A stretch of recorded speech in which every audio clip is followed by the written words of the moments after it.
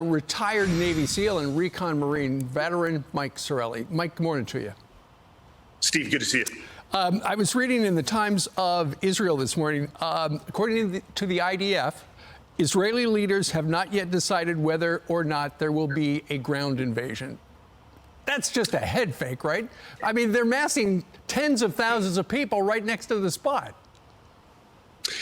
Steve, I think the consequences of not conducting a ground invasion are worse than actually conducting a ground invasion. Think about the message that you send your adversaries. If you don't take action, you're incentivizing bad behaviors.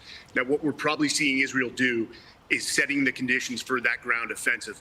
We've seen them cut essential services like power. They'll cut water and especially telecommunications as they continue indirect fire and aerial bombardment to make it as hard as possible on Hamas and the Palestinian citizens. Sure. Mike, you know, there's an Arab leader, a Hamas leader, who told an Arab television station that apparently they've been planning this for 2 years.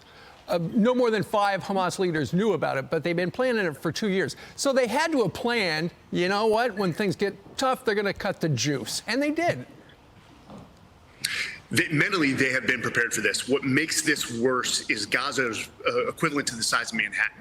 Right. So we're talking about military operations on urban terrain known as mount or urban combat. And statistically, from World War II, Way City, even Iraq versus Afghanistan, we've seen those casualties be extremely high. So what concerns me is that they have prepared defensive positions within Gaza. They've laid weapons caches. They have a plan, which is going to make this all the more brutal for both sides. And Mike, in the last minute or so, as we look at Gaza City, another airstrike. We just heard from Trey Yingst. It sounds like ADF forces, what they're doing is they know where the bad guys are. They're tearing down, they're knocking down the building, knocking down some more, and then they bring in the bunker busters, but sometimes it takes a couple to actually get down to the tunnels if they can, because they've been waiting for this day. They are very much bunkered in. You can almost count on that. Again, they have a plan in place, but don't count Israel out to be very resourceful in order to make life as painful as on Hamas as well. Indeed. You know, there are American hostages. There are about 150 Israelis we are being told as well being held hostage. As a former Navy SEAL, how do you get them out? So, Steve, hostage rescue is something we don't outsource to other nations. If there's Americans amongst them, you can guarantee that our special operations are, as we say, spinning. But really, this is an intelligence community drill in partnership with Israel to find and fix where our hostages are at that point, probably plan a simultaneous coordinated raid to get as many hostages out as possible.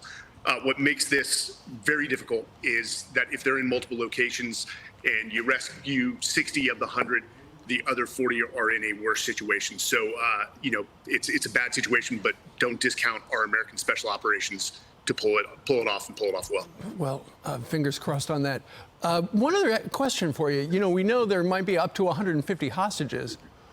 Would they keep them in one place, or would they put them wherever they needed to as human shields to make sure that the Israelis don't bomb that spot? Those hostages are their, let's say, propaganda leverage. So, no, the likelihood of all of them being in one location is extremely low. You're talking probably 10 plus locations between the hostages. Again, that's what makes the hostage rescue so complex.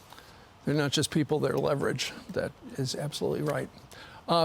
Mike, we thank you very much for joining us today with your expertise.